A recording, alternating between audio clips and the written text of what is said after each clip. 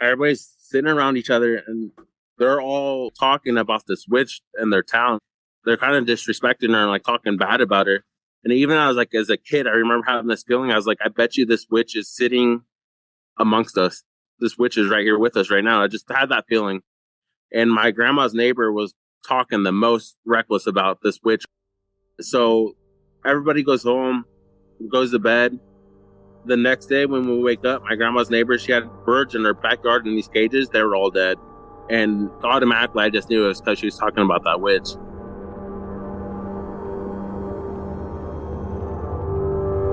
They claim that our eyes will just be created a slightly different from what they are. When we talk, we see things are not normal.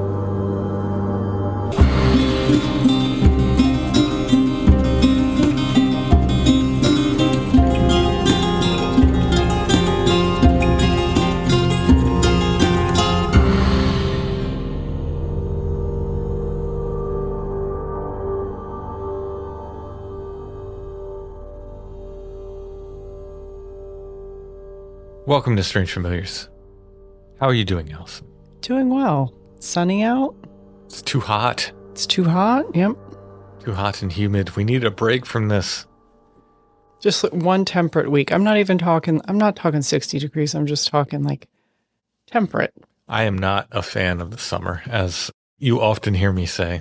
And that's the kindest way I think I've put it all summer long. There's a distinct change in personality that happens in the summertime. There's been many expletives about summer. I'm sorry about that, but I am not in a good mood in this weather. I just don't like it. I miss hiking. Icky. I miss sleeping. Yeah, with the windows open. Mm-hmm. Or at all. Well, tonight I'm going to be talking with Armando, who has quite a selection of stories from us, both his own and stories his family and other people have told him. Ghosts, experiences from Mexico, like with duende, the little people, witches, UFOs, some Ouija board experiences, Bigfoot, Men in Black. So quite a spectrum there. It's interesting conversation for sure. I love hearing different regional or cultural experiences of the same thing, but just like in different expressions. You were reading me some Pennsylvania Dutch folklore the other day from a Pennsylvania Dutch folklore book, and I learned basically about where my entire childhood came from. Apparently it's just baked in there with the lard and the Popeye. 500 expressions for worthlessness. Yeah, and all the words that I remember in Pennsylvania German are just words for things either you're doing wrong or things that are wrong about you. Mm-hmm. You're too messy. You're too loud. You wiggle around too much. Your hair is too stringy. You're not working. You're not working, yeah. Or you're nosy. In the interview with Armando, when he was talking about Ouija board, I mean, it just came to me at the time, but it feels like Ouija really is, it's sort of a teenage rite of passage now, don't you think? You mean since it became more commercially available? Yeah, I think probably. Yeah, there was like a big boom of it, I think, when it... probably in the 70s, it really started to... Yeah, when Park... I know it was around before that. But. Yeah, there was like that initial boom during like the, 20s, 30s kind of time period, and then sort of a mellowing out. And then when the more commercial toy companies took over, I think, it seems almost everyone of a certain age has a Ouija story, you know? It's really interesting. Really, I'm not recommending people do that. I'm just saying it's an interesting observation I made. All right, without further ado, let's get to Armando's stories.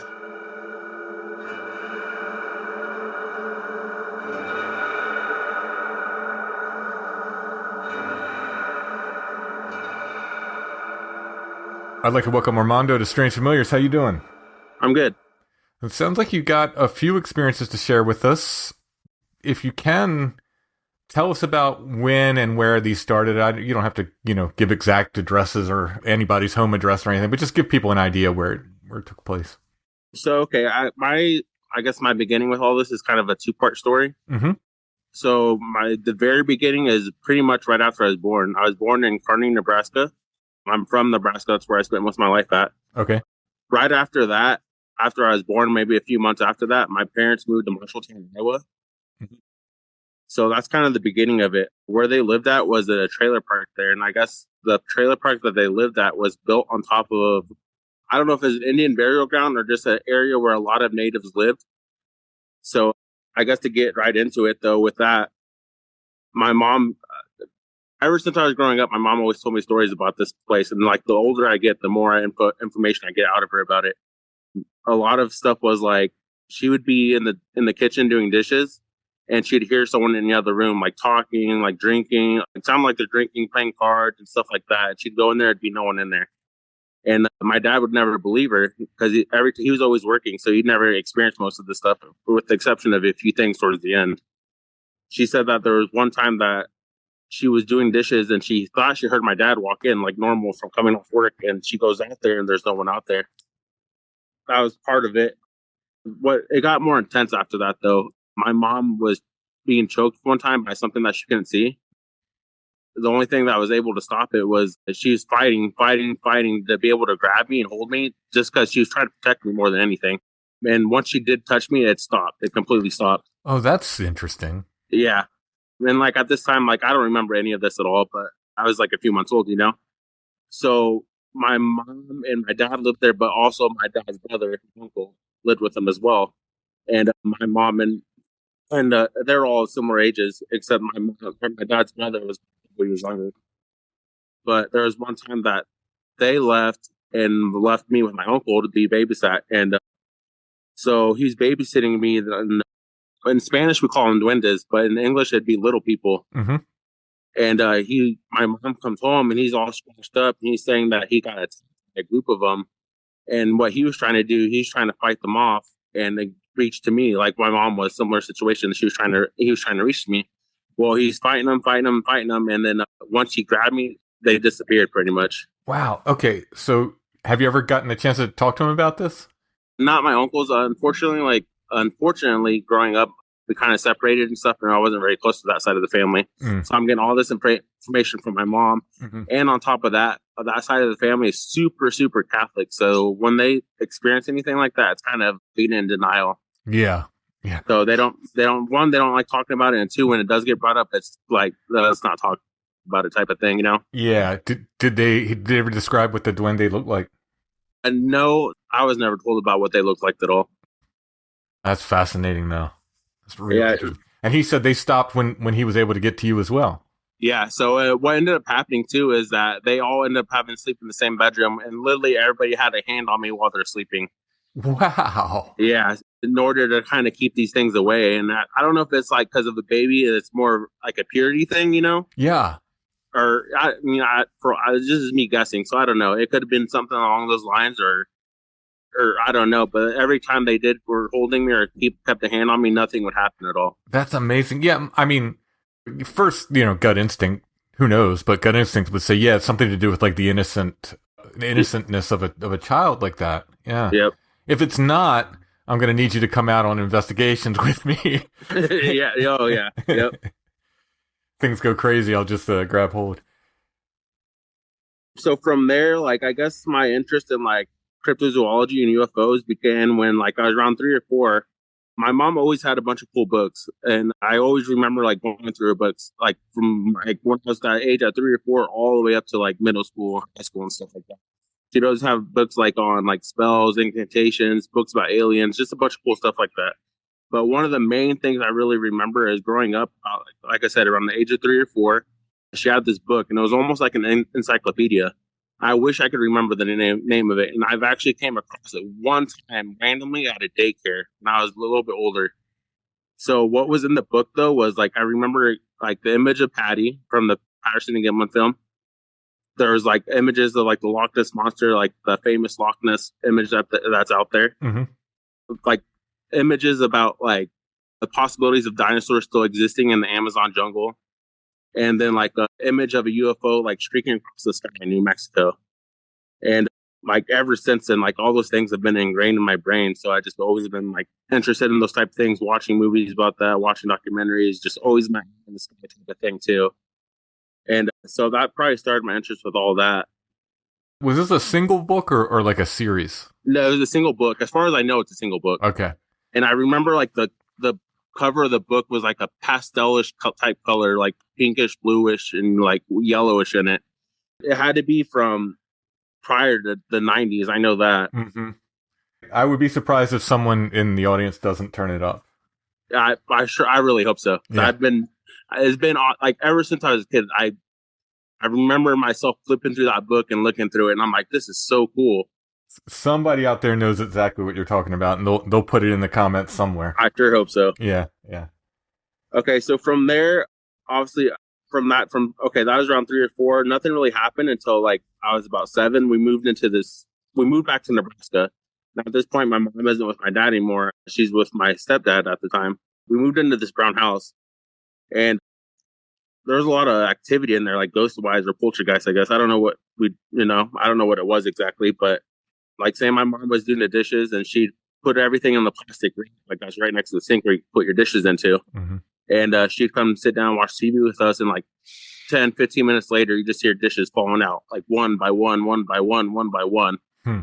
And, we'd be like, what the heck, And as a kid, I'm like, I didn't know what to think of it, really. Yeah. But then like also like the radio would turn on randomly, like just full blast, random, like just random radio stations, random CDs. This happened like quite often. This is like some core memories that I have of that happening. Another thing was that my mom, at the time, my brother was just born, and my mom laid him down on the couch on top of a blanket. She went to go make him a bottle, and when she came back in to the living room, he was on the floor wrapped up in the blanket that he was laying on. Huh. Wow. Yeah. And so my mom's really into like psychic Reiki type of stuff like that. Mm-hmm. And so she went and talked to someone, and they found out that it was a lady or older woman that passed away in the home. And that would make some sense to me because growing up, my bedroom, I shared a room with my sisters. And so their room was their bunk beds were on the left side. When they looked out from their bed, it was facing towards the closet, so they didn't see anything from there. But my bed was on the right side, and I was facing towards, when I was laying in my bed, I'd be looking out my door, but there was no door there. It was just a doorway. Mm-hmm. And at night, like we'd turn all the lights off except like a little light in the kitchen. So there'd be like a little glow from the kitchen that I could see.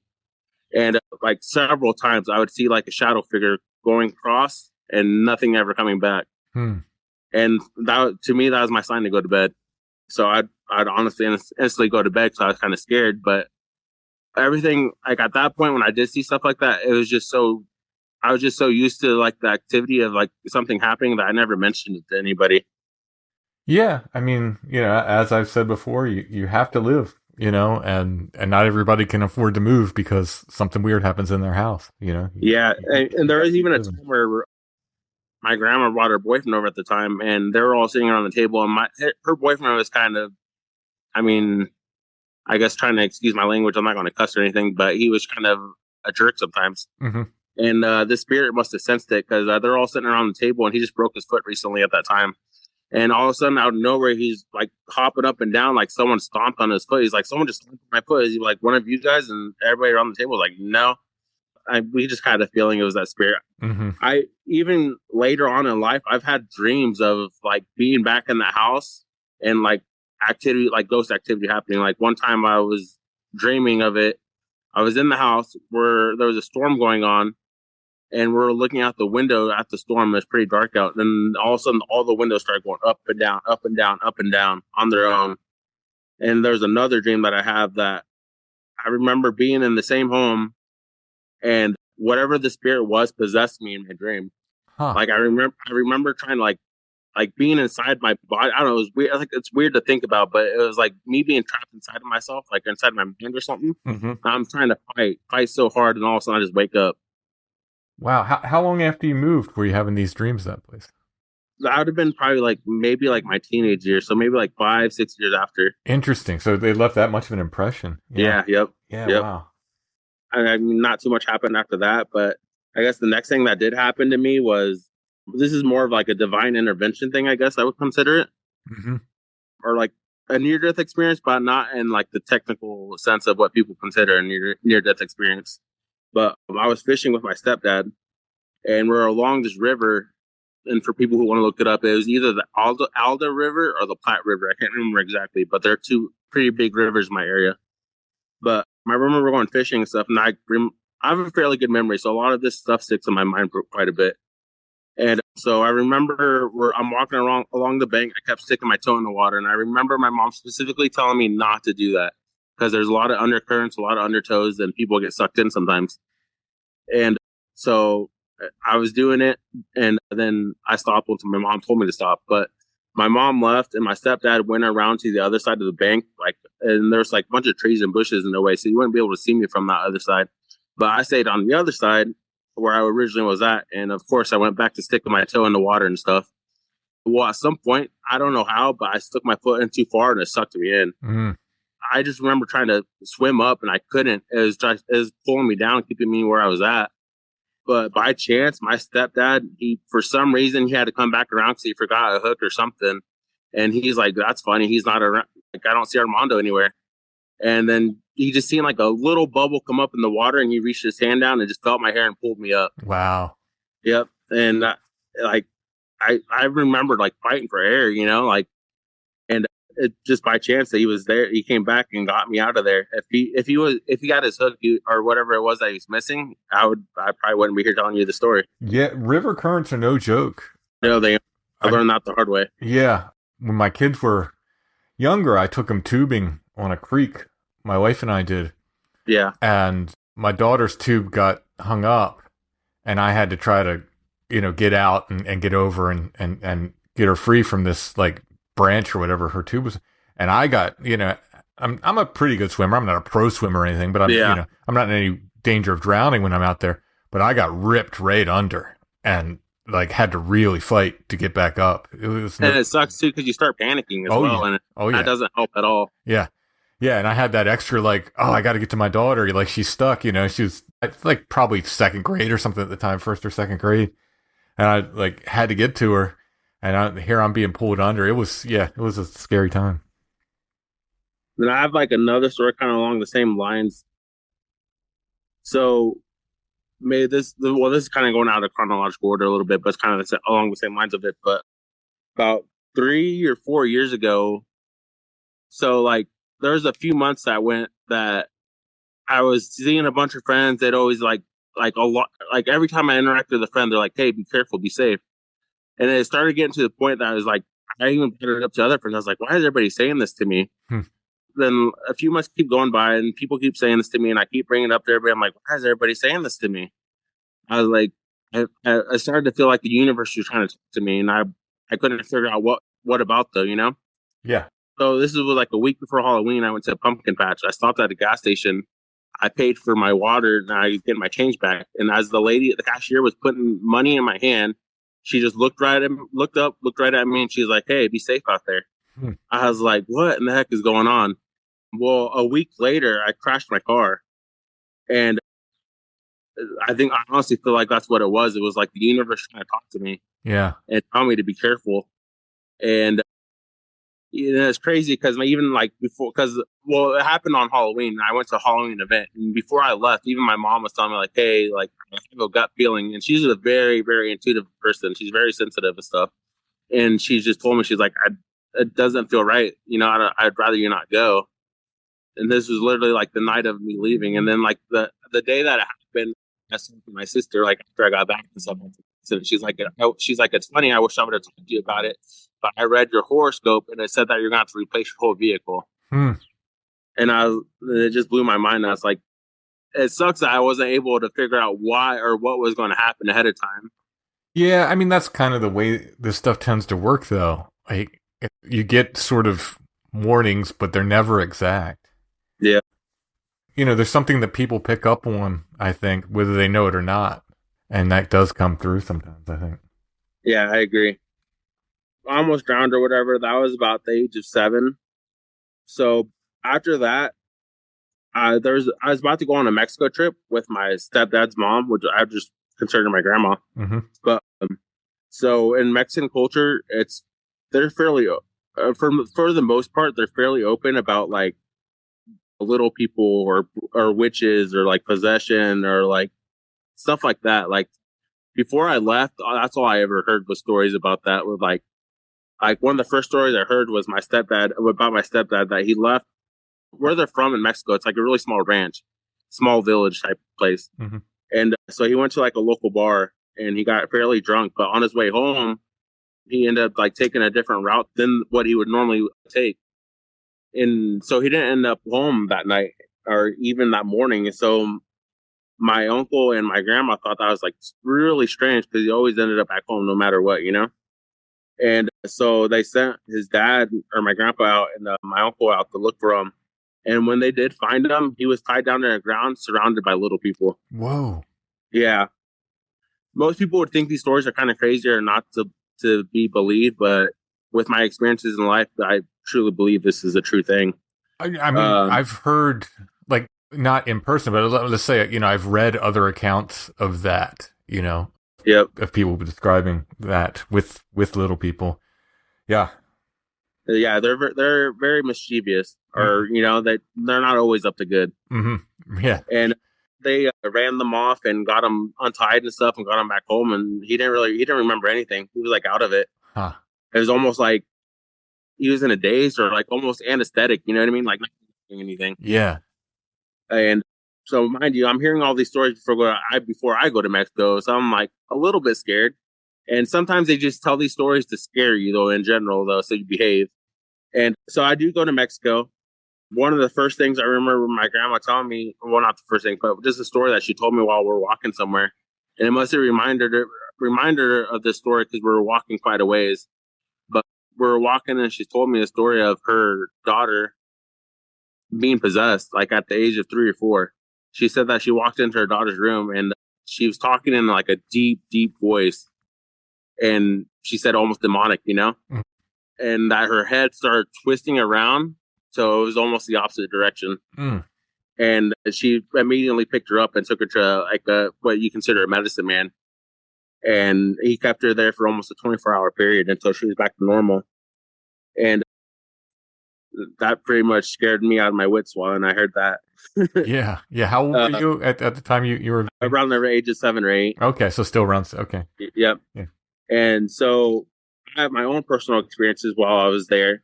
One of them was also with little people. While I was there, I met some friends, and in Mexico, school is almost a year-round thing. So when I went there during my summer break, I attended school there just so I could meet friends and stuff and just learn my Spanish better and just to have a full Mexico experience. Yeah. And so I met quite a bit of kids, and a lot of them were interested in me because, one, I knew English, and two, I was from the United States, and they didn't get very many people from here to there in that ranch itself. Mm-hmm. And so one time I went to the school playground with a couple of my friends, and at the school playground, there was a bathroom outside near the playground. I had to go to the bathroom, and the two people I was with had to go to the restroom too. So we went, or they get out before I do, and I get out next. And there's like a metal divider from outside and like in front of the bathroom, so you can't really see straight into the bathroom. But vice versa, you can't see straight up to the playground when you come out. But I come out and they're just standing there, just kind of, acting kind of odd. And I can hear the merry-go-round going, like people playing around on the playground and stuff. I'm like, okay, there must be other kids here. I'm about to step out to go out there, and they're like, wait, don't go out there. I'm like, what? I'm like, what's going on? They're like, the duendes are out there. The little people are out there. I'm like, you guys are just trying to scare me, And then she's like, no, they're really out there. And I looked at her in her face when she said this, and like I could still see how she looked. Like it was straight, just fear in her eyes, and you could just hear like just something going around on the merry-go-round, just playing and stuff. You didn't hear like anything from the duendes themselves, like any noises from them, but you can just hear something going around and stuff playing. And I was like, what? And, we waited about 5 minutes until you didn't hear nothing, and we went back out there and there was nothing out there again. Oh, wow. So another experience that I had out there. So my very first day that I was there, like my cousins and stuff, they wanted to take me hunting with them. So I was like, all right, I'll go, And so we're walking forever and ever out in these big open fields and stuff. And when there was this light or this truck coming up, and they kept saying la bruja, that means witch in Spanish. Mm-hmm. And I was like, okay, once again, they're probably just trying to scare me.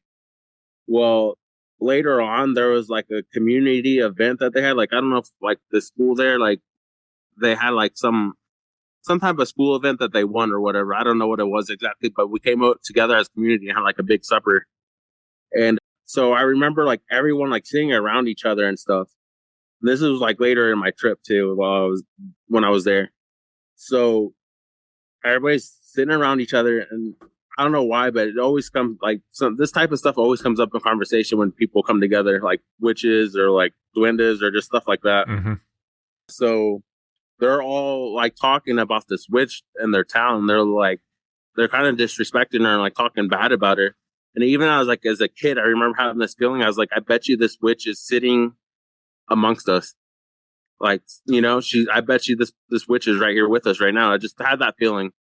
And my grandma's neighbor was talking the most reckless about this witch or whatever. So everybody goes home, goes to bed. The next day when we wake up, my grandma's neighbor, she had birds in her backyard in these cages. They were all dead. And like automatically I just knew it was because she was talking about that witch. Yeah. And I mean, it's to me, like even as a kid, that just made the most sense to me. And that's why everybody else kind of concluded too, because she was talking the most about it. Yeah, that's wild. So did you ever meet or encounter the witch or No, I didn't. I mean, we just knew that everybody knew there was a witch, but they didn't know who it was. Oh, that's interesting. Yeah. Okay. Yeah. So that makes more sense that she could have been there among. Yep. Yeah. Yeah. And they do that. They you just never know who it is. Mm-hmm. They blend. They just live like a normal life, like normal people, but they do some crazy stuff. Yeah. Yeah. So after that, nothing really happens to me, or I don't really have too many experiences until I get to high school. Mm-hmm. So it's maybe about a 9-year gap. But so after that, my first experience is my first UFO experience that I remember. So I'll give a location for this too. This is when I'm where I'm at now, Grand Island, Nebraska. This is where I experienced my first UFO. So a group of friends of mine, my town isn't like the biggest. It's about a population of 60,000, and we're kind of a rural community too. Mm-hmm. So there's not very much to do around here, especially when you're in high school. So we always just drove around everywhere, just listening to music and stuff. So we're coming down a street called Capitol Avenue, and we are getting close to and it's crazy that I'm about to say this because I always hear you bring up things happening near cemeteries. Mm-hmm. And we're literally right next to our veteran military cemetery. And then I happen to look to my left, and to my left are a few apartments and stuff. But when I look to my left, well, I guess to set the scene a little more, is my buddy is driving. I'm in the passenger side. And there's 4 people in the back seat. And so I look out the left through the driver's side window, and what I see in the sky is a saucer-shaped disc above these apartments, and it's like emitting like a purplish light from it. And I'm like, holy shit, you guys see that? And everybody turns and sees it too. And so I'm excited. Like I said, I've been interested in UFOs and all this stuff since I was a kid.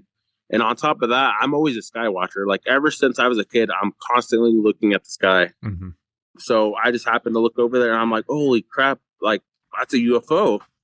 And I'm in shock.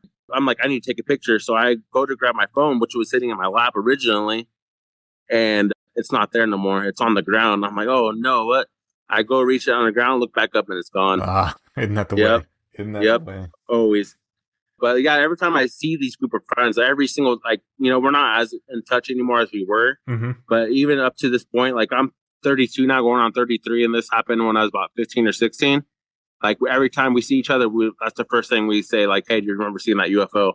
Yeah. Wow. And you said it was emitting a purple light. And it was, emitting like a purplish light from it. It wasn't like there was lights on it, mm-hmm. but it was like emitting a light though. Like there was like a glow to it. Yeah. Yeah. Wow. Could you tell? It's really, really hard to tell the size of things and how far away they are in the sky. Could you, make a guess? Okay, so away from me, like horizontally, it was maybe about like 200 yards. Mm-hmm. Up in the sky, it felt like maybe it was like 50 yards above these apartments, but it was hard to tell. Yeah, it's really hard. And which is kind of weird that I was so close to something like that. Mm-hmm. So the size of the disc, it was hard to tell, honestly.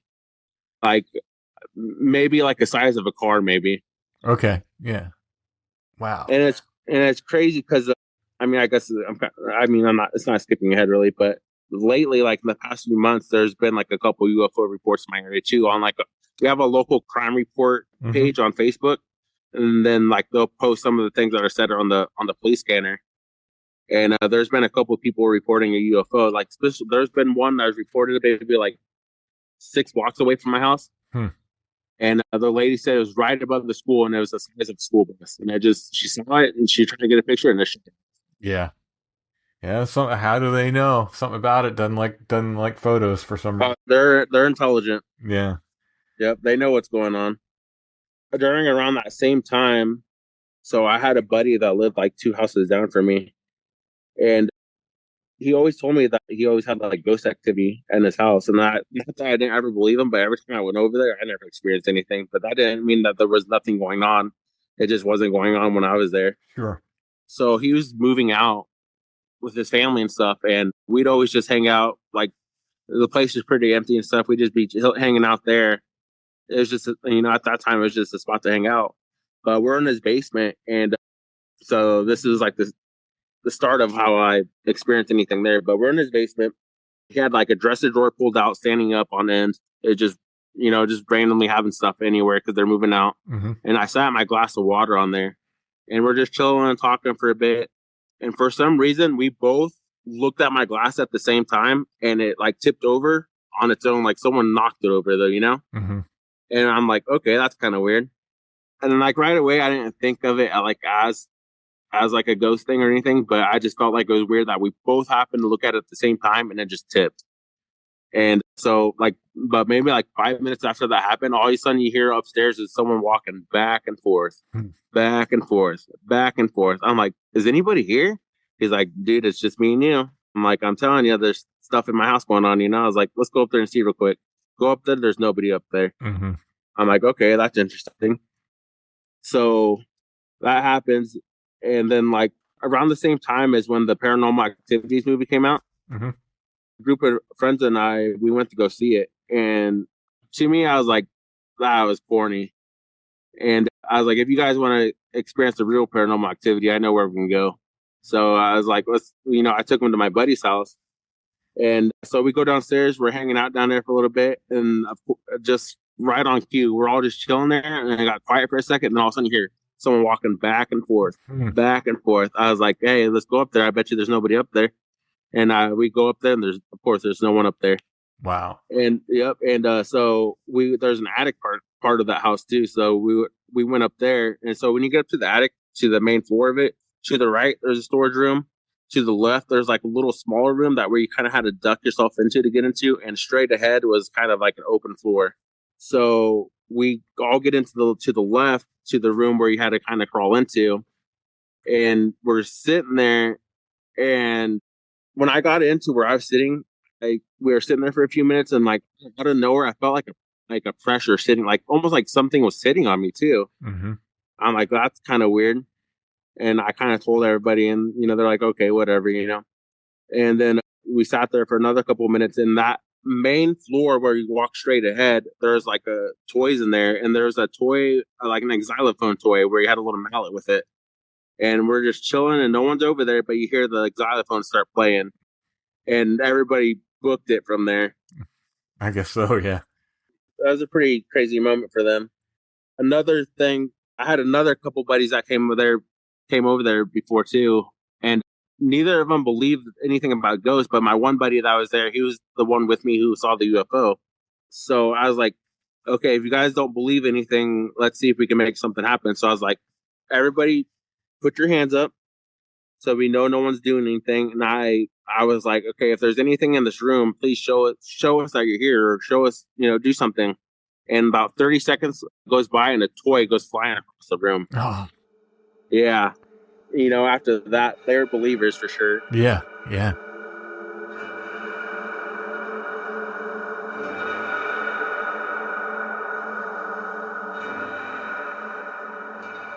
Strange Familiars is brought to you by our patrons. Thank you, patrons. Thank you for all your help.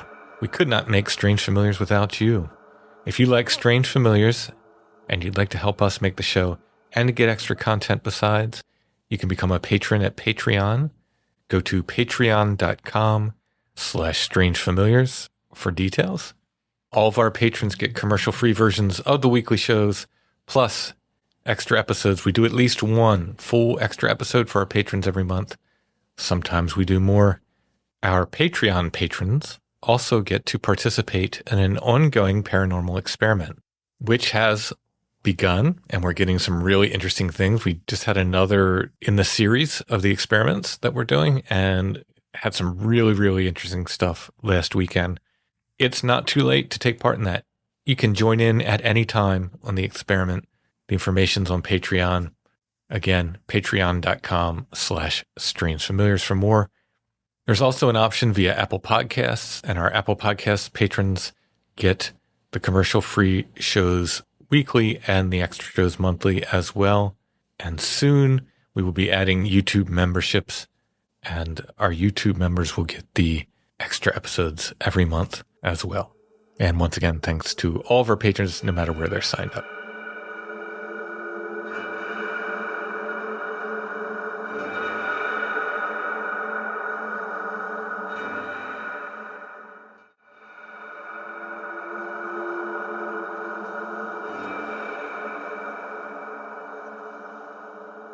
Like, and so unfortunately, like growing up, I kind of moved quite a bit and stuff. And in high school, I moved up quite a bit also. So I ended up moving to Sioux City, Iowa. But when I was there, I met a group of friends right away and kind of clicked right away too. Mm-hmm. So we would go to my buddy's house, his dad's house, quite a bit. And he had a pool and stuff. We were able to have all of our friends there, like a whole big group of us staying the night and all that type of stuff. Always having a good time. But we always, I don't know how we got on the conversation of it, but we always talked about getting a Ouija board and doing it as a group. And, we always talked about it, but we never did it and stuff. But one time we took a picture. It was like me and one of my other friends. We took a picture like on a old Kodiak camera where you have to develop the picture and stuff. Mm-hmm. And we took the picture, and I've never seen like an orb in a picture before until then. And some people would maybe consider it a lens flare, but what I saw, like, I know that was an orb. Yeah. So I was like, that's kind of weird, Then after that, we're like, okay, let's really get a Ouija board. So we ended up getting this Ouija board, and I thought, at that point, I wasn't sure what to think about a Ouija board. Like, of course, I've had all my experiences that I had prior, but I didn't know whether to believe in a Ouija board or not. Sometimes I just felt like it was a group effort, like your consciousness doing it, like Right. collectively. Mm-hmm. And so we get this Ouija board. It ended up being a glow in the dark Ouija board. I was like, no way this is gonna work. That's kind of tacky, So we get the Ouija board. There's a group of us that are down to do it, and there's like maybe 4 people that they didn't want no part of it. So we waited till they went to bed. And so, we set the mood. We turned all the lights off and stuff. We lit some candles up. Well, my buddy's dad, he joined us as well doing the Ouija board. So we turn all the lights off. We sit down. He's like, oh, crap. He's like, you wanted to get something to drink or something from the kitchen. And he went to go to the kitchen, turn the light on. All the power's out already. Yep, just like it was weird, just instantly power out. Wow. We're like, okay, well, I guess we're not doing that. We get started with the Ouija board, and like I mentioned earlier, my mom had a bunch of cool books and stuff, and I always read through them and stuff, and some of them were spells and incantations and stuff like that. And so I kind of knew that you're supposed to do like an opening greeting mm-hmm. and a closing like ceremony or whatever, like just to open the door and close the door. And so I was like, hey, before we start, I feel more comfortable if I do some type of opening or something, just let them know what our intentions are. So we do that. We start asking questions and stuff, and like, it's moving or whatever and stuff. And like, I do it, and I felt like it was moving. I was like, okay, that's fairly interesting, And then like, we're about 20 minutes into it. And then like a couple of the guys that were sleeping, they're like, hey, quit pinching us, quit hitting us.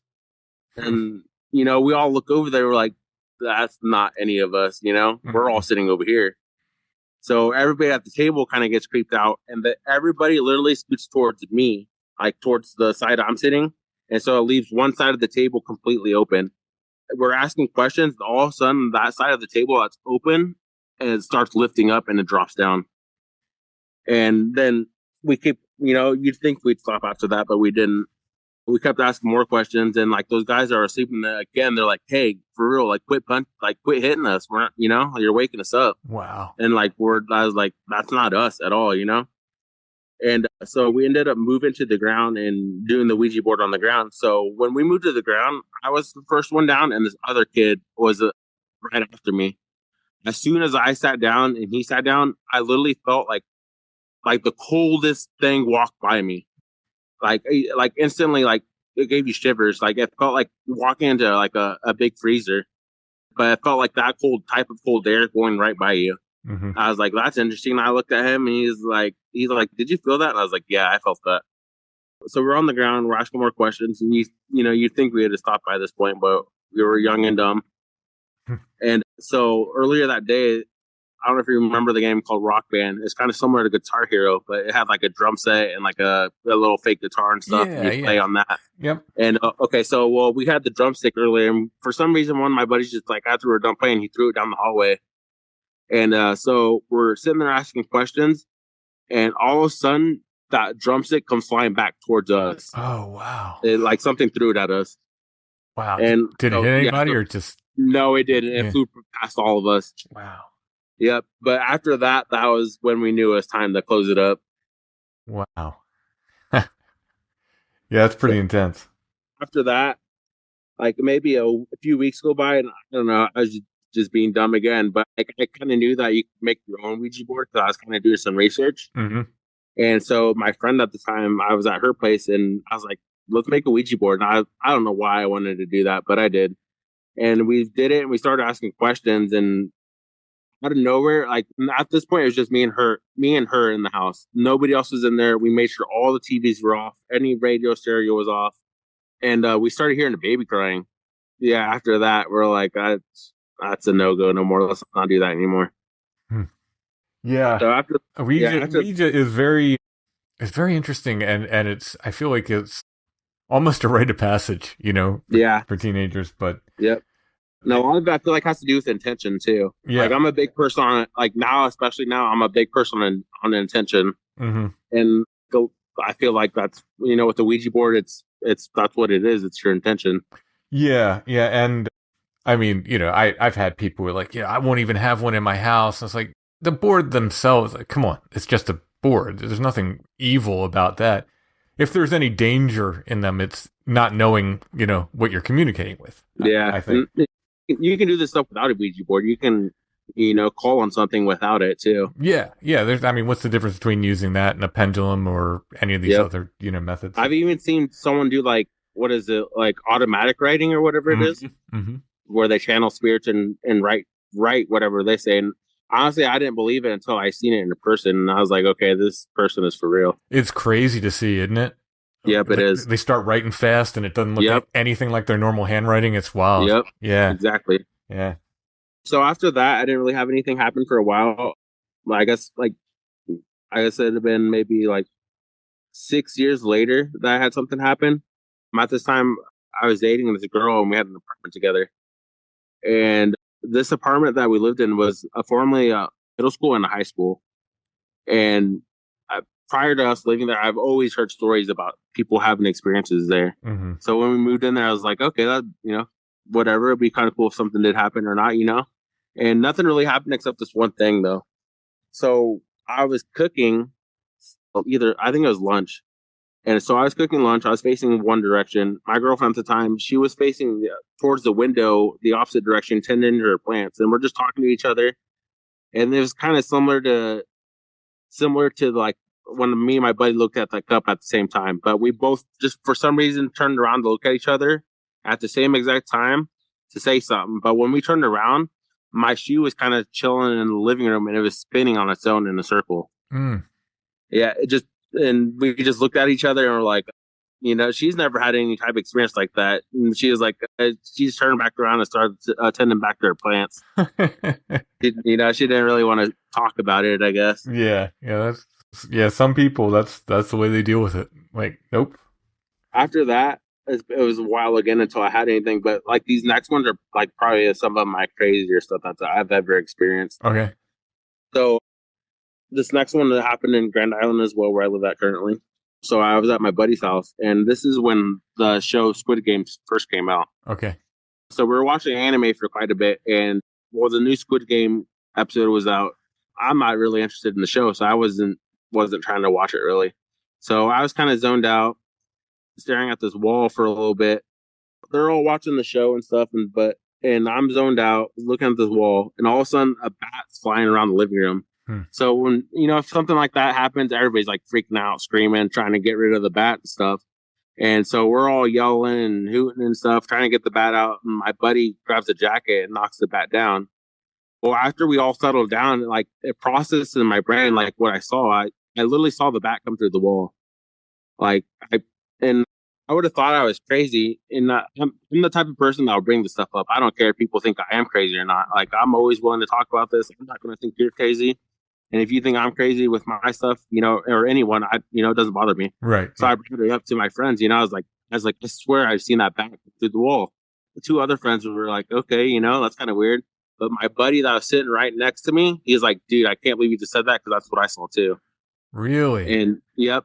So just to be clear, not like up in a corner where there was a crack or anything, like like through the flat middle of the wall. Yep. Right, like in between where like the wall comes together, like the wall and the roof kind of come together, but inside though. And there's no crack or anything up there. Nope, nothing like that. I checked it out and everything, and what kind of confirmed this for me that I know what besides my buddy seeing it, like a week later, I was there hanging out again, and one of our other friends came by. We were sitting at his table talking, and like out of nowhere, she just gets up, goes to that same spot of near the wall. She's like, "What's?" And this person, she's kind of like witchy or spiritual. I don't know. I don't want to say she's not a witch per se, but she just has that type of energy, and she senses things.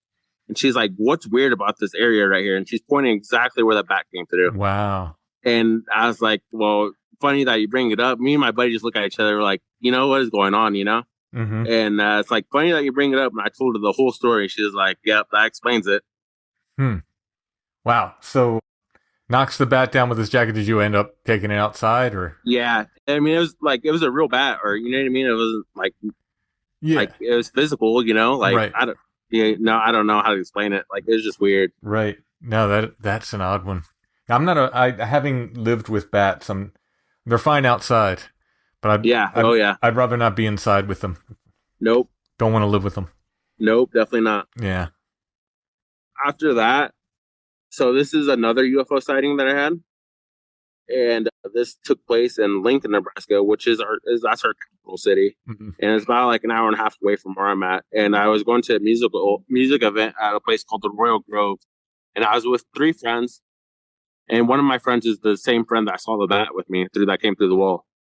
So we go to this music event.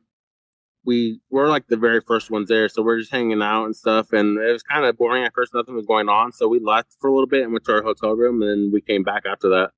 When we came back, we sat back at our table that we were at again and waited for things to kind of pick up. Well, when more people showed up and stuff and the music was going, we're like, hey, let's get up and mingle and stuff, and let's get a little bit closer to the stage. And so my one buddy goes up towards the very front. My other friend, she is kind of right in front of me and my other buddy that saw the bat.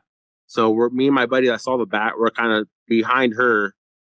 And then she finds this big thing. It has bubbles in it, and it had it had a wand for it, but it was like one of the bigger ones that creates a bigger bubble. Yeah. And so she's just like flinging it around, making bubbles and stuff. And for some reason, she made one that was a little bit bigger one, the way it came out, and I got interested in it. And I was like looking at it. It was floating and it was floating up, and it kept floating up, and then like it got to a point where I was like, okay, this is kind of weird. It just like keeps going up. I'm like, at some point it's got to pop, And then so it keeps going and going and going. I'm like, all right, what the hell is going on? Like, why is this going up even further? Well, it gets to a point, it hits the sky, and there was something already there in the sky. And so the way to, I guess, to explain this is like, I don't know if you've seen like oil on the ground. It has like that kind of like shimmery, kind of like rainbowish look to it. Yeah. Okay, so when the bubble hit whatever this was, it like made that color. Whatever this was in the sky, it had to been like cloaked or something. And it hit that, made that shimmering color, like that rainbowish color. And it turned into like a orange or reddish like orb kind of, or it looked like a lit cigarette, like the cherry of a lit cigarette. Okay. Is what it looked like. And it was there for a second. It literally bounced up and down like almost like a ping pong ball and shot across past the moon. Wow. And I see this, I'm like stammering, I'm stuttering, I'm like, I don't even know what to say. Like, I'm literally in complete shock. I'm like, what? Like, I'm like, what the hell? Like, anybody see that? I'm like, what? I'm just stuttering, like, don't even know what to say. And I'm like going to turn around and look at my buddy, and his jaw is dropped farther down than mine is. I'm like, you just saw that, didn't you? And this is my same friend that seen the bat go through the wall with me too. Huh. And I was like, you just saw that, didn't you? Please tell me you just saw that. He's like, what in the hell was that? I'm like, dude, we just seen a glitch in the Matrix or something. I literally don't know what it was. Like, I can't call it a UFO. I mean, I guess I could because it was in the air flying, and I don't know what it is. Right. But it wasn't like it was a craft, you know. Like, I saw that saucer shaped one. This is like just a light almost, Wow. or like an orb or something. So the bubble pops probably on whatever this is. Is that? Yes. Yep. Exactly. And that's why I feel like, I don't know if you've ever been like in a car crash or anything like that, but when you're in a car crash, things go like in slow motion right before the crash. And this, like, now looking back at it, this is what it felt like. It was like a surreal moment. And I feel like whatever was there was guiding this moment to make it happen. I feel like these things are intelligent and wanted to be seen. Like, it was like, look at me type of thing, you know? Yeah. I mean, yeah, I think that's part of all this. I think it I don't know why, whether it needs a reaction from us or wants a reaction. I don't know. But yeah. I think that it might be part of the equation, you know. When I feel part of it too is like, you tell this story to someone normal that hasn't had an experience like this, they don't believe you. So if you see something like this, they don't care if you tell people. Like, who's going to believe you? For the most part? Yeah, yes, you know, 100%. And especially if you don't got no pictures or like no video of it, and it's just your word against theirs. Like, no one, like, you know, if I just tell any random person this, they're like, you're crazy, dude.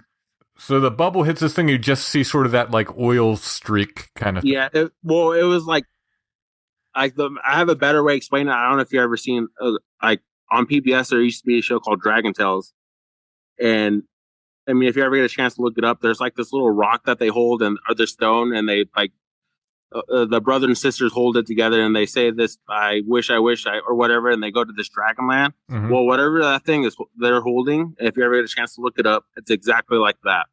Right. It turned to that color, then it turned into like an orange reddish like orb or whatever, and then it just shot off. Did it look like a light, or did it look more like a fireball? Like a fireball. Oh, really interesting. Yep. Wow.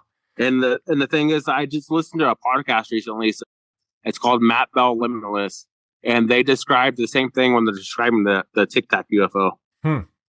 Yeah, I mean the movements, the description of it, everything. So I've seen a big, you know, bright orange red fireball, but it did move like that. But on another occasion, I was watching it looked like a planet or something in the sky. I was looking at, but then it started bouncing up and down. The way I said it, it sort of reminded me almost as somebody was dribbling it, you know? Yeah. Imagine like, you know, like on TVs where they have the heart monitor or whatever, like how it goes up and down. Yeah. That's what it did for a few seconds, and it shot straight off. Wow. So the fastest that you couldn't even imagine the speed. I mean, I'm sure you could if you've seen something like that, but the speed it went would just blow your mind. Like we have nothing. I can almost guarantee our military or government has nothing like that. Wow. Yeah. This I only saw, just like I said, it looked like it was in one place, and it almost looked like somebody was dribbling it, just up and down, up and down, up and down. And eventually I think we just left. Like we watched it for a long time from the car, and then, you know, didn't do anything else. So I think we just kind of got bored and left. I never had another explanation for that. And I don't think I've ever heard anybody say anything else even similar to that. Yep. It was weird. And actually that reminds me, I actually had maybe like a few years prior to that, I had another UFO experience that I went to this like creek or river that we kind of go to sometimes to go swim at. So we're out there, and for some reason, I don't know, I feel like it's not crazy stuff, but it's like, okay, it's like stuff like this happens to people when they have like an event like that. But my friend's car died while we were out there, so we were stuck out there for a bit. And we're just like along the bank, just looking at the sky and looking at the water and stuff. And all of a sudden I see like what I thought was like, you know, what you said was a planet. And it's kind of the same color too, but I saw like kind of an orangish red ball. And I'm like, okay, that's cool, you know, it might be Venus or something, you know. But all of a sudden, it starts at one end of the sky, and it shoots all across all the way to the other side of the sky, and it goes back again. But when it went back again, it just started going out the opposite direction and fading away from us. Yeah, I think we being generally as a people, don't generally just spend a lot of time just looking up at the sky. Yeah. And when you do, you see stuff. Yeah. Not every time, but Nope. you have to see if you look up enough though, you're going to see something. Yeah. Yeah. And, I think a lot of things, people probably mistake for satellites, but you'll start to see things that definitely, they'll make a hard left turn or something, or they'll start going really fast. Like you said, there's things up there that, maybe they're military, but I'm just saying they're not normal planes. Yeah. Yeah, for sure. You have to take some time, I think, though. Like we often see them in Indiana. I wonder if when we're there, like we're there specifically for that reason. So we're taking the time to do it. You know, we'll be in the field out there just looking up for extended periods of time. I wonder, I do think there's something interesting and special about that place, but I wonder, how many other places are like that, where if you just take the time to sit there and look up. Yeah. These things are everywhere, I feel like. Mm-hmm. Just everything in general, all this paranormal stuff, all the ghost stuff. I think it surrounds us constantly on an everyday basis. Sure. Yeah. Yeah. We don't always get to interact with it or get to know it's there, but yeah. Yeah. Yeah. So my mom's place that she lives at now, there's been some activity. My stepmom, actually, she's what I consider, I guess, like a seer. She could see spirits. Mm-hmm. And one day she was sitting in the living room and she seen like an old man walk from the kitchen into the bathroom. And she was like, turned to my mom. She's like, "Did you see that?" She's like, my mom's like, "No." She's like, "All right, never mind, But she's a person that she's always been able to see stuff like that. Or she even hears like voices of spirits. Mm-hmm. And so another thing is my mom was standing outside one time here in the backyard, and she turned around to look at the back door, and she see this really tall, shadowy figure going through the door. And it reminds me kind of like the stories that people are talking, like I've actually heard on your podcast that people are talking about like shadow figures or shadow people that are like really tall. Mm-hmm. Yeah. Yeah. Get quite a few of those where people are like saying, look like it couldn't fit in a room almost kind of thing. Yep. Yeah. That's pretty much what it was. Like taller than the door. Mm-hmm. And I even had my own experience here. One time I was here and I was in the kitchen and I had my dog with me, and then my mom's dog was here. At the time, my dog was a puppy, and as a puppy, one, he's a husky, so he's ornery, and two, he's always kind of like going to the bathroom everywhere at that young of age. And so I always try to keep him up from downstairs. So I was making a sandwich or something, so I was facing towards the sink, and all of a sudden I hear something like run down the stairs, and I yelled for my dog to come up, and he wasn't down there; he was in the other room. I was like, "What in the heck is going on?" And I never went down to go look, so I probably didn't want to find out what it was, So after that, like my most recent experience was probably like in February or March. Okay. I was at my mom's, I was coming, and I was here, and I was going to take her trash out for her. And so I came out the house from the front, took a right to get on the sidewalk and go to the dumpster. So I go to the dumpster, throw it away. I turn back around and I see like a ball of light sitting there for a second, and it shot straight across the sky, like pretty much at the same speed as that UFOs I saw previous, like straight across. So when you turned around, was it in the sky? Yep. Okay, so you turned around and looked up. It little like I said, I'm always looking at the sky. Gotcha. I turned around and look at the sky, and it's like I said, these things are intelligent. Like I feel like it wanted me to see it, or like I don't know if it's just like they know that okay, this person's seen some things. Let's let them see some more. I don't know, and that's when we get done, that's one of the questions I was going to address. Like, what do you think? Because again, I get people who say, "Oh, I've lived my whole life and never seen anything," and then there's people who get to see all this other stuff. Which, if you talk to them though, and you start pulling out stories, you'll find out they really did see something. They just, they just either didn't think it was anything, or they put it to the side for whatever reason. But let's say they're correct. Why do you think that is? You think just some people are more tuned in, or what? Part of that, I feel like it's maybe some form of like magnetism, or I don't know, or some type of connection, or I don't know, like attraction, or like law of attraction. Maybe from me opening that book when I was a kid, that just opened me up and opened me up to all these things happening. Yeah, yeah. Yeah, I mean, I'm always very like I want to put it out there. I don't think anybody has superpowers. I think this stuff is No. available to everybody. Yeah, But it is. but it may be, just a theory. It may be like artistic talent or musical talent or something. It comes real naturally. Art comes very naturally to me. I don't have to practice much. Music, I have to practice constantly or I lose it. It may be something like that. Like it just comes naturally to some people, and other people might have to like develop it and put themselves in haunted places and do this, before things start to happen for them. Yep, I agree with that. Yeah.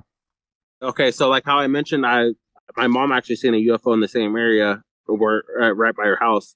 So for her, okay, so how I explained to you, I took her right from her house to go to the trash can to throw something away. Well, she was doing that same thing one night. This is like maybe a year ago, 2 years ago. And when she took that right to go to the dumpster, looks up straight up to the sky, and there's a UFO there.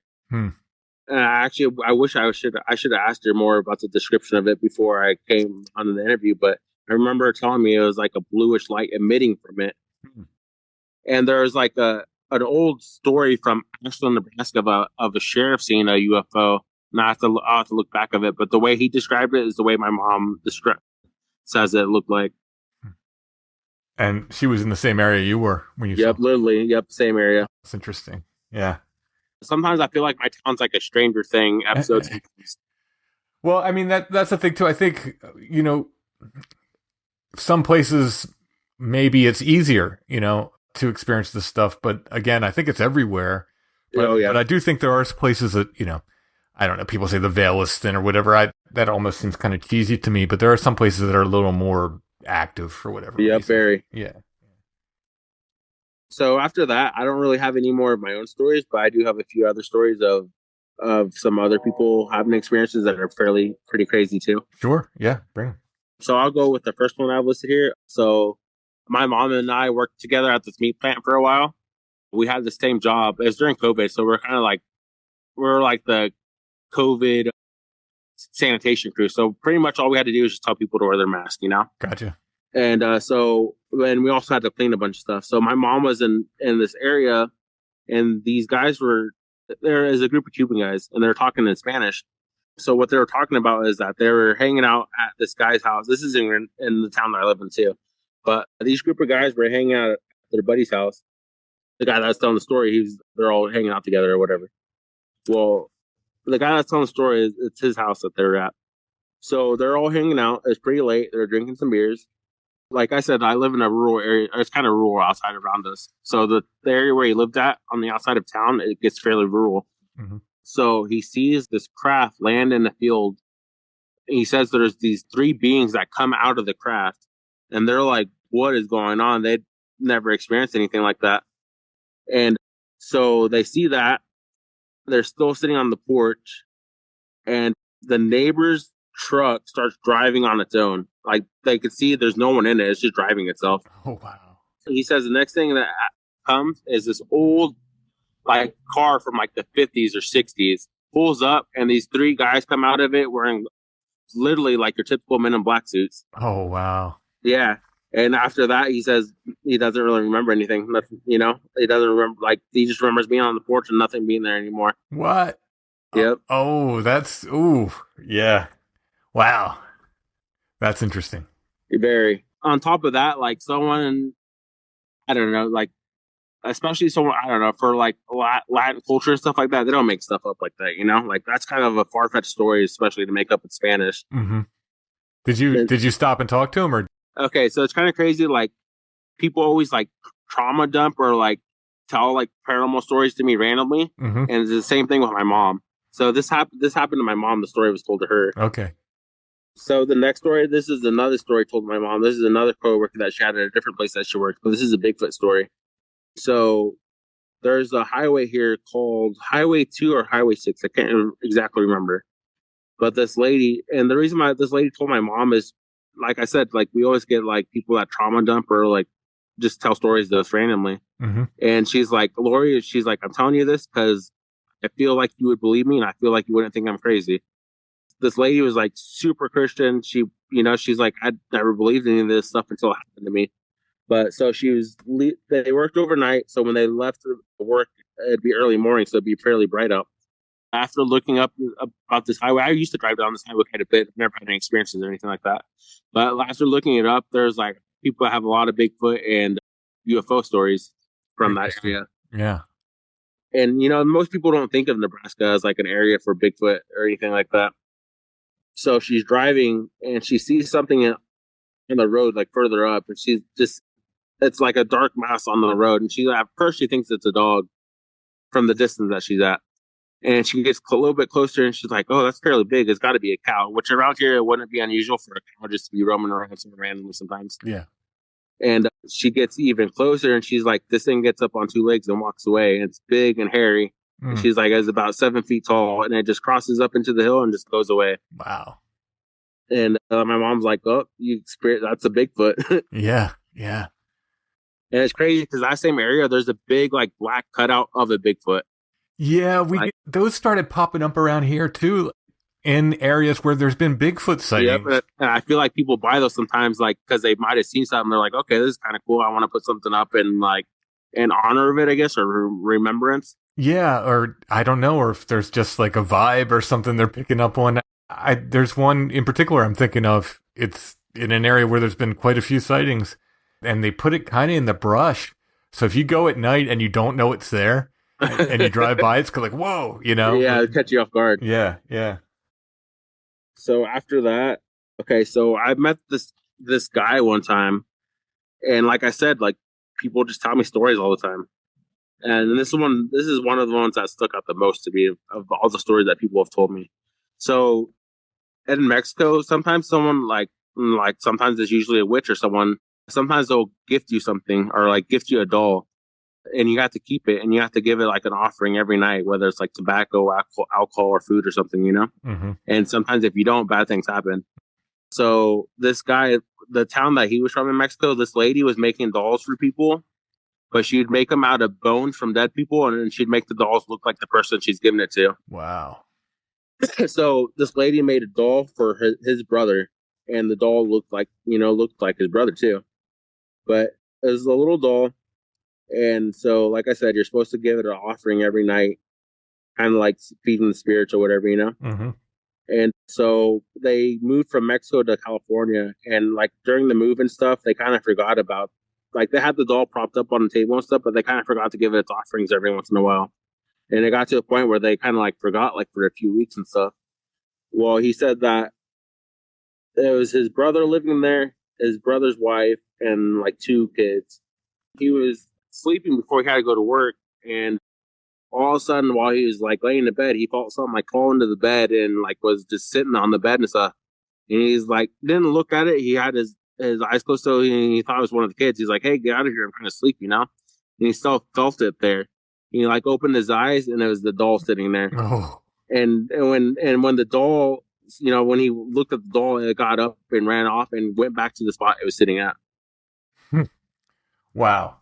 When these dolls are given to people, and maybe you know the answer, maybe you don't, is it like a good thing, or is it like a bad thing and people are afraid not to take them, It's almost like a bad, like you're almost like you're given to it and you have to deal with it. You can't refuse the gift because then sometimes they feel like you get cursed or get a spell put on you. Right. Yeah. Yeah. So they take it and, usually you do your duties and give it its offerings and stuff. Mm-hmm. I've also actually, when I was a kid, my buddy, there was a family that lived behind him that were from Mexico, and they had like a similar thing, a doll that they weren't giving its offerings to, and the house burned down. Yeah. I mean, it could have been, unrelated, but, right. Those things, it almost feels like it can be related. Yeah. I mean, and at that point, doesn't hurt to keep giving the thing, the offerings. Yeah. No. But yeah, it almost seems like it would be almost like a burden, but if it is like a witch or whatever, maybe you don't want to offend them, so you take it anyway. Yeah. But it's like, oh, now I have to deal with this. Yeah, you almost have to take it. Like when they're offering you a gift like that, you almost have to take it. Yeah. Yeah. Wow. All right. So my last thing, I guess, that I have is a dream that I have. I've never had a Bigfoot experience myself, but I feel like this summer I'm actually going to travel more to a lot of our state parks and go along the Missouri River. Mm-hmm. And that's where a lot of our sightings happen around here too. But I honestly feel like with just the way things have gone in my life that I feel like at some point I will have a Bigfoot experience. But I I have a lot of crazy dreams a lot of times, and I have a lot of recurring dreams too. But this dream I had one time, and it might just be because I was listening to your podcast a lot. I was listening to Sasquatch Chronicles quite a bit, so I was having quite a bit of Bigfoot dreams. Like literally remember like me going like along the river, like looking for it and like seeing it. But this one dream that I had, it almost felt like I was sharing the dream with the Bigfoot. Hmm. Like I remember being in this wooded area, and I look in the woods, and I could see this big shadowy figure in the shape of a Sasquatch. And it was, from what I can tell from my dream, according to my own height, it had to been like 7 or 8 feet tall. But like I said, the thing that felt weird about it, like it felt like it wasn't my own dream. Mm-hmm. It felt like I was having like a connected dream with this being. Hmm. So, you think you can find the place where the dream was? I don't know. That'd be tough. Yeah. All I remember is just a wooded area. Okay. And the crazy thing is that every time I had a Bigfoot dream, it was always in the town that I was born in, Kearney, Nebraska. Interesting. And not that there's any, as far as I know, not that there's any Bigfoot sightings there. The only crazy thing I have heard of that area is like of blood mutilations and cattle. Mm-hmm. But it hasn't been lately, but before, especially when I was, writing more books on Bigfoot and stuff, I would have fairly often, Bigfoot dreams and what I would consider big dreams. They always felt kind of important and meaningful or symbolic in some way. Yeah. So at some point, I'm going to do a show on Bigfoot dreams. I'd started collecting them from people, and then one thing led to another, and I never put it together. But at some point, I'm going to do that. Yeah, as I say on the show often, I think these things, they are in waking life. There's no question about it. But I think there's a dream component to this stuff, and I think sometimes they'll reach in your dreams. Oh yeah, like I believe it, especially with that and like the astral projection stuff with them. Mm-hmm. I feel like they're on a whole different level with all that stuff than we are, Yeah. And I feel like you can do a lot of stuff with dreams too, like obviously lucid dreaming and all that stuff. Oh yeah, yeah. I mean, I've never been able to, but my wife has, and I find it incredibly fascinating. Yeah, the stories of it. Yeah, I think I get to the point where I become lucid, but I get too excited and I wake up. Yeah. I think I've gotten real close a couple of times, and I just it's too exciting or too I'm like wow, and then whoop, there you go. So, well, actually, that reminds me of another dream that I had. That's not a Bigfoot one, but it's a UFO one. But I remember being in this dream, and there's like 3 UFOs. Like I feel like it was like a football field. They were just there, but like my family was there with me looking at these UFOs. But we're all like in not like an astronaut suit, but kind of what they described like Grays being in, like kind of like almost like a scuba diving like suit. Yeah. And I just remember all of us facing the UFO and stuff, and then I woke up though. Yeah, I don't know. Be careful if you go out looking for Sasquatch, but yeah. I'd be interested. I don't plan to like look for it specifically, but I feel like because all these things always find me. You know what I mean? Well, yeah, that's the thing. We've had our best luck when we just go out, and honestly, if it's just like friends, if we just go out and like talk about life and don't even talk about the paranormal, just like hang out, like what's going on, and we've had more success with that than if we just go out specifically like, hey, we're gonna let's see if we can make something happen. Yeah. Well, on the morning of April 18th, 1961, Joe Simonton saw a silver disc on his farm. He went out, investigated. He stepped aboard the craft. There he encountered 3 dark-skinned humanoids who handed him an empty jug. Joe filled it with water and brought it back for them. In return, they gave him some pancakes. Armando, would you eat the pancakes? That's a tough question. I would have to say no. I feel like they're going to want something in return. Yeah. Besides the water. Fairy rules. Yep. Yeah. I change my answer often. Right now, I'm at the point where I'm like, I'm going to read the room, and see how things feel, see what the vibes are, and maybe we'll go from there. I always lean towards probably not eating them, though. But honestly, if a stranger gave me pancakes, I might be the same way, Yeah, it's a trap. Yeah, exactly. Hey, Armando, thank you for sharing your stories. Yeah, definitely. Appreciate it. Anything else weird happens, you know where to find me. Always, definitely.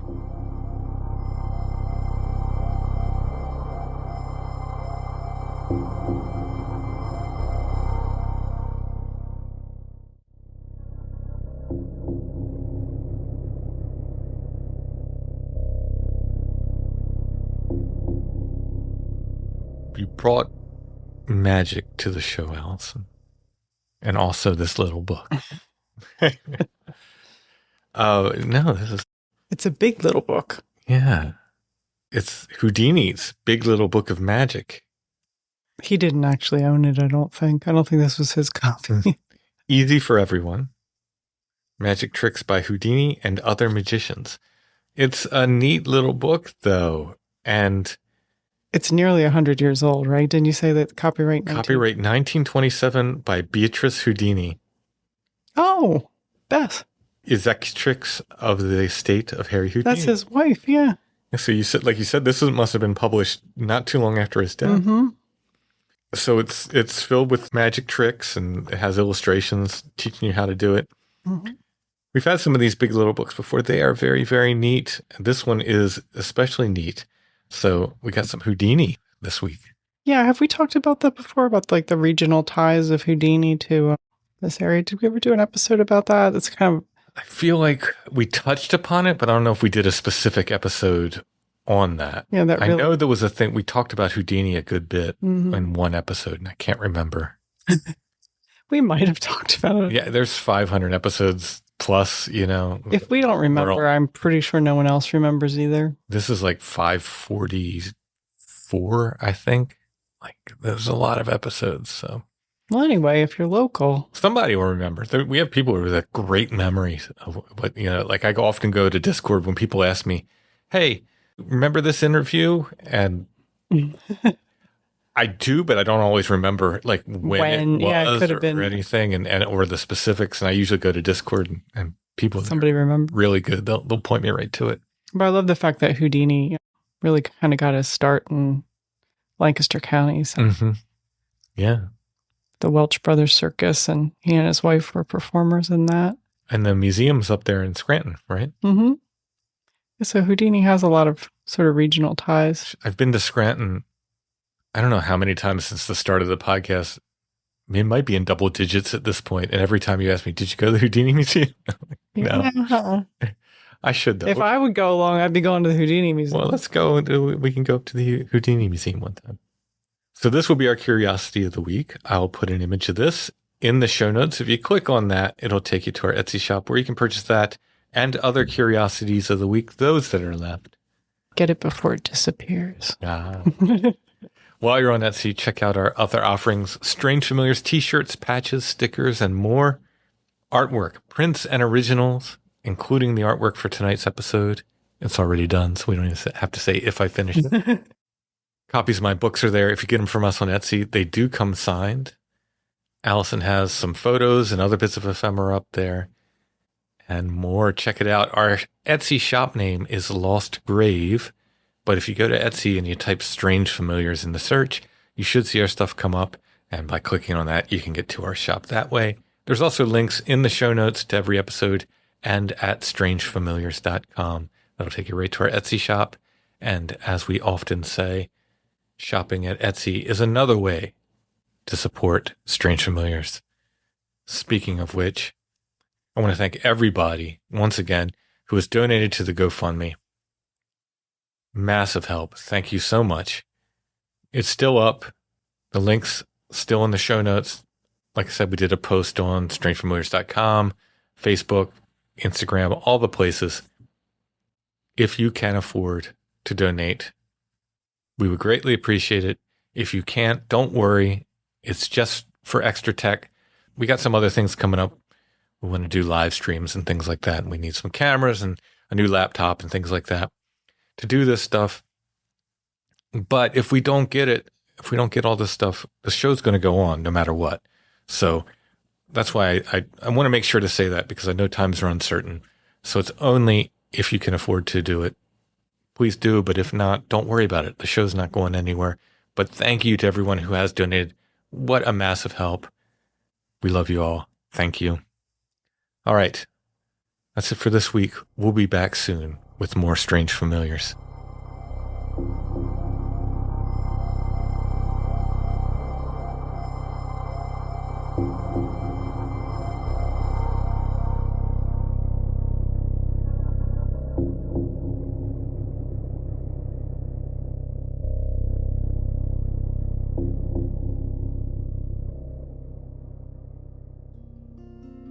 I Have Never Minded the Loneliness, Hermits and Their Stories, is the latest book by Timothy Renner.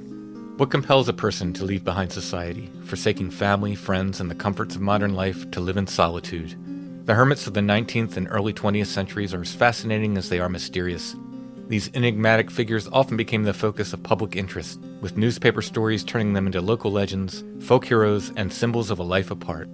In I Have Never Minded the Loneliness, you'll discover the extraordinary lives of hermits who defied convention. John Stink, rumored to have died and risen again more than once. William Woodruff, whose long vow of silence followed a broken heart. Brusher Mills, the serpent hunter who sold his own snake oil remedies. And Truman Commodore Downs, who claimed Mars as his homeland. These stories and many more reveal the complex lives of individuals who chose to live apart from the world.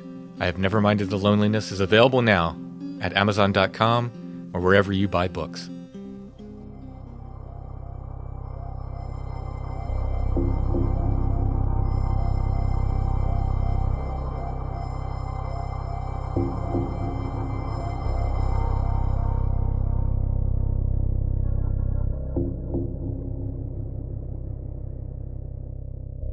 Strange Familiars is a production of Dark Holler Arts. Intro and background music is by Stone Breath. If you want to hear more, go to stonebreath.bandcamp.com. We're on Facebook, facebook.com/strangefamiliars.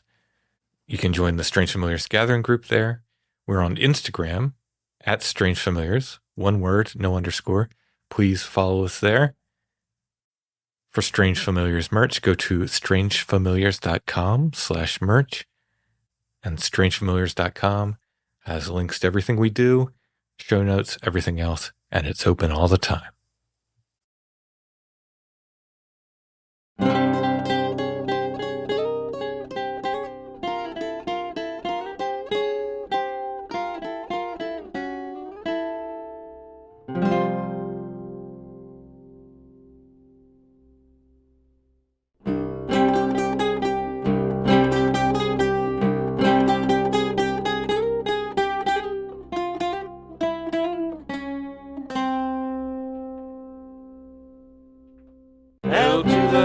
Wind, to the rushing rain, to the flowing stream that carries the stars within each tiny grain.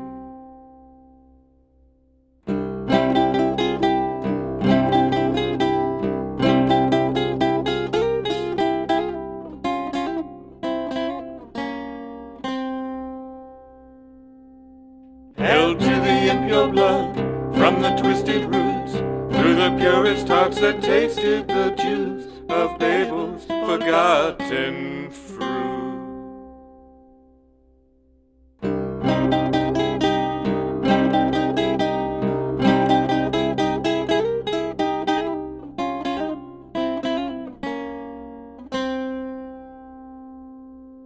Held to the snowy peaks, to the hammered stone, to the single eye that sees the dead so and living go to war.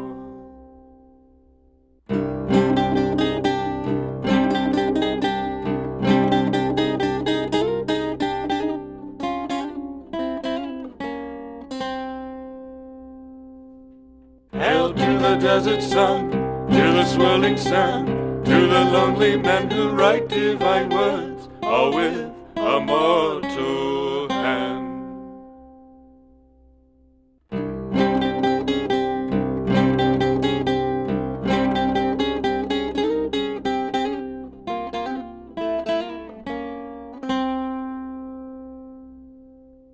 Held to the calling crows with their songs of life, made from words of death, and hail to the ghosts who danced for days on end. Alice is a long time gone, my friend. Alice is a long time gone.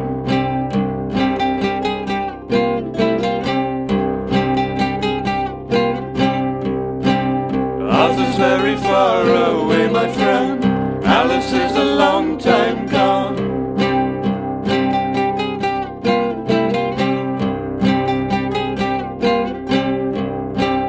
We shall have no home under the sun. Alice is a long time gone.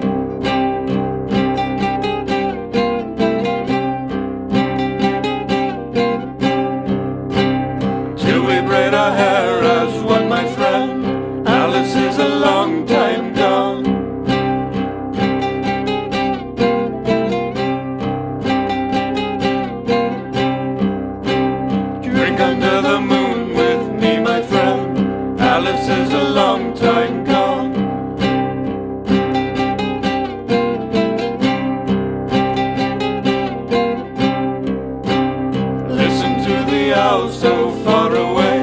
Alice is a